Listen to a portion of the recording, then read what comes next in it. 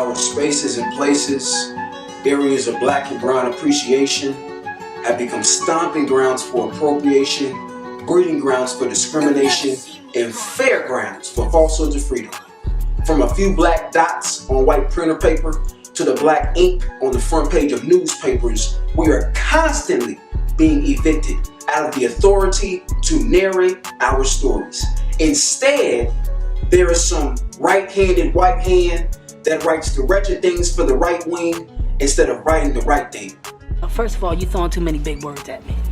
Sheroes robbed of their identity and remembered as heroes. Her story, from his perspective, reshaping the truth into a pretty white lie that causes the history and impact of black and brown bodies to dangle and die. I hear you. The saddest part is we help create the narrative that stop our stories from shining by drinking the moonshine of mayhem that keeps us high on spirits that are inspired by our depression. So please understand, contrary to the popular opinion written in the columns of publications that profit from our imprisonment, your purpose is the origin, the genesis of geniuses of generations trapped in this timeless telltale of tantalizing treasures, bottled in 40 ounces of treasury. 1 ounce for every acre our ancestors demanded. Poetry, okay, I got it. Refusing to acknowledge the power is rap, spelled out. But only if you allow their narrative to define the news we choose to validate. Swipe at a fox will never stop swiping at the strange fruit hanging from the trees of systems that do justice for criminals in gray suits and crispy white shirts. Because Fox News knows it ain't news that there's at least 59 ways to kill an NIGGA. And as we dangle from these trees of injustice, singing spirituals that sing sacred sanctimony, our stories are twisted into lullabies that are lacking in loyalty to self-love and paint the context of our past, the promise of our present, and the potential in our future as lackluster. Or we have been crying, pleading, begging, and even demanding in certain spaces for peace to come across the bodies, minds, and souls of our people, we're experiencing and continuing to experience war.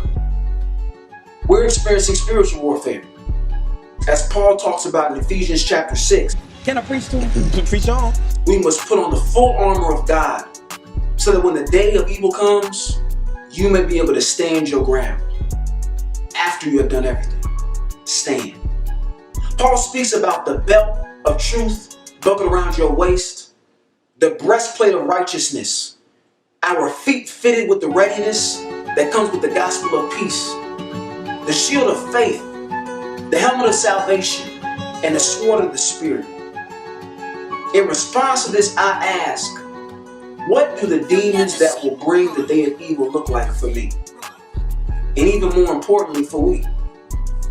I think they can have white hoods and black horses, blue lights and shiny badges, or gray suits and crispy white shirts. I think it's ironic that the good book tells us to stand our ground. It's ironic because the iron and the materials we use to build the armor of God can also fuel the irony that creates the laughable laws that lead to the lynching of our people. This is yet another example of the good book being used to do bad things. The good book being used to do bad things means that a verse that was intended for spiritual emancipation from hedonistic thoughts and temptations of a hell on earth can be used to validate laws that read stand your ground, but practically mean shoot young, unarmed black men, women, and gender non-conforming folks. We are experiencing spiritual warfare. Past presidents have declared wars on drugs, crime, terror, and poverty. And while these wars do not come in the form of shooting crack cocaine, bombing premeditated murder, triaging systemic fearfulness, or combating low wages, these wars led to battles that were fought and disproportionately impacted our community. What has been the result of the war on drugs? The The war on drugs created mandatory minimums. The war on crime created the crime bill, which amplified the induction of modern-day slavery, mass incarceration.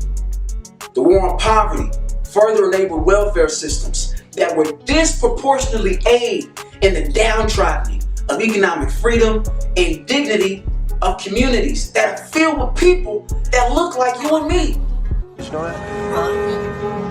Did you know that? And the war on terror allowed for turbans, bonnets, and do-rags to become cousins and a family of close-knit security hazards that continue to legalize the invasion of privacy for black and brown bodies. Can I get an amen? We are experiencing political warfare. We are experiencing mental, emotional, and psychological warfare too.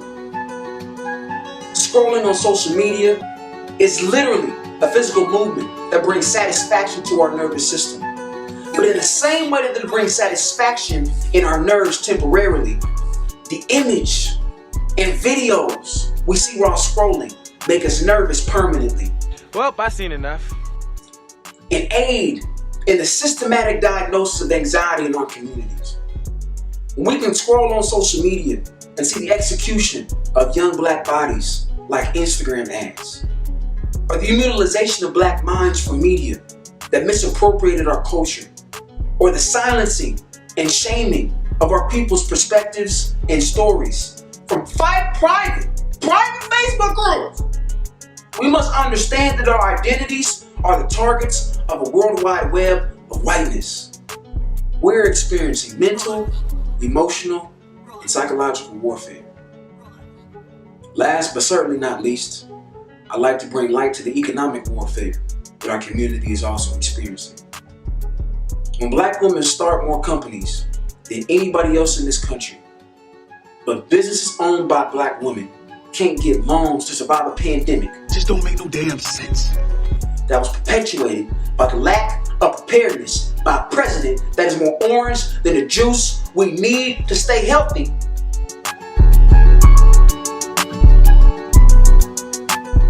We are experiencing economic warfare. When black businesses can't thrive without the validation of white dollars and board members, because black folks would rather believe the stigmas created by fear-filled fields of white people who knew those businesses could be more successful than theirs, we are experiencing economic warfare.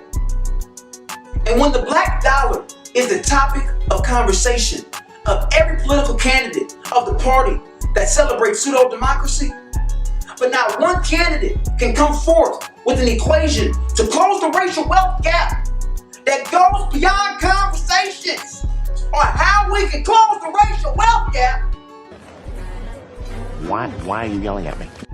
We are experiencing economic warfare.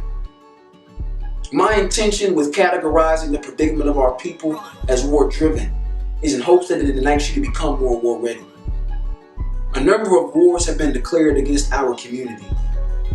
And in the past few weeks, at least 2 public massacres were displayed to show that the other side is winning that war. The bodies of Sean Reed and Ahmaud Arbery, Nina Pop, Breonna Taylor, being plastered across our social media, are like the bodies of Emmett Till and Medgar Evers, being plastered across newspapers a few generations ago. They are public displays of aggression, not affection, to assert their dominance and affirm our denigration. And I just can't sit silent as these public displays of aggression are deliberately done to our people, because the souls of those that this war has assassinated are screeching. And I can hear those screeches too vividly. They keep me up at night. They riddle my thoughts as I attempt to write my speeches. They scream and I cannot find relief. So instead of screaming back, because I don't blame them for their anguish, I search for words that will perfectly proclaim the urgency of the situation. Which brings us to this moment. I entitled this address, Integration the Fourth Degree Burn, because in many ways, it was the movement to assimilate into a culture that has proven themselves to be vultures, that allowed our people to be like dirt to a vacuum, prime victims to be sucked up into a system that wants to get rid of us, or better yet, treat us like slaves. Integration will make us think that being invited to the dinner party is an accolade, when the dinner party ain't even a party, it's a picnic, and you the nigga that got picked. Integration will make you think being the token is terrific, when in fact, you're the ticket they need to come across the depths of discretion within our community's most sacred secrets and stories. Integration will make you think not calling a war means a war doesn't exist, when in fact, it just leaves you ill-prepared. The system that does justice for the criminals in gray suits and crispy white shirts has declared war on our communities. 7 times 7 times 7 times over. And we continue to sit and be surprised when they shoot at our sons and daughters.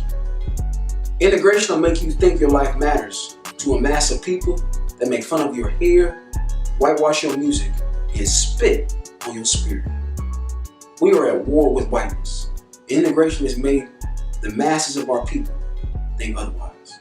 And that was another random, but relevant moment.